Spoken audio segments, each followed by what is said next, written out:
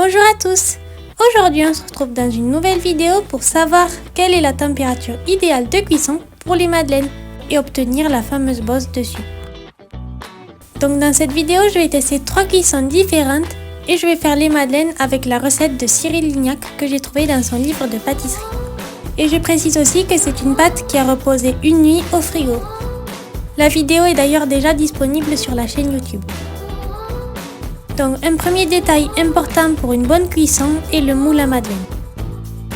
Donc moi j'ai utilisé un moule en silicone de la marque Leque.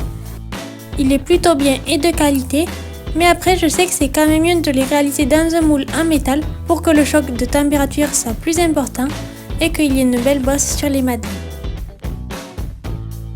Donc on commence avec la première cuisson.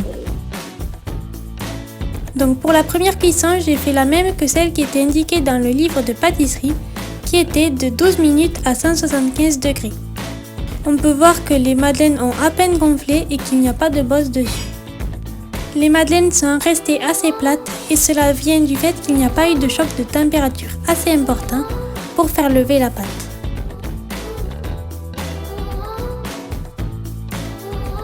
Les madeleines étaient assez compactes et il n'y avait pas d'alvéole à l'intérieur, c'est pour cela qu'elles n'étaient pas très moelleuses.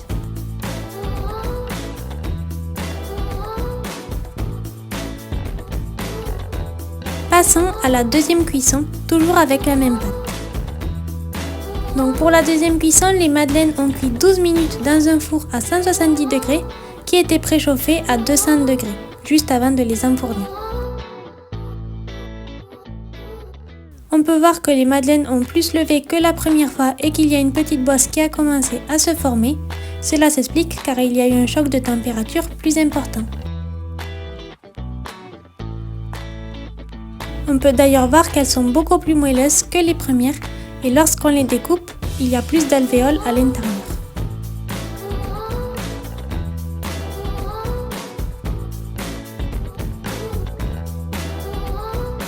Passons maintenant à la troisième cuisson.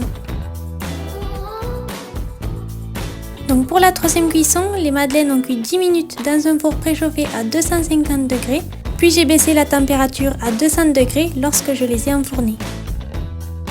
On peut voir qu'il y a une belle bosse qui s'est formée sur le dessus. Cela s'explique donc parce que le choc thermique était plus important. Au toucher, elles étaient beaucoup plus moelleuses et croustillantes. Et à l'intérieur, il y avait beaucoup plus de bulles d'air.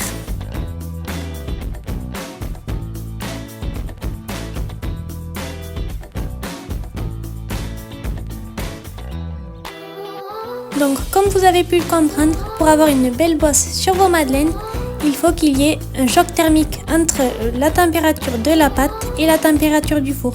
C'est pour cela que je conseille d'ailleurs un moule en métal pour que cela soit plus efficace.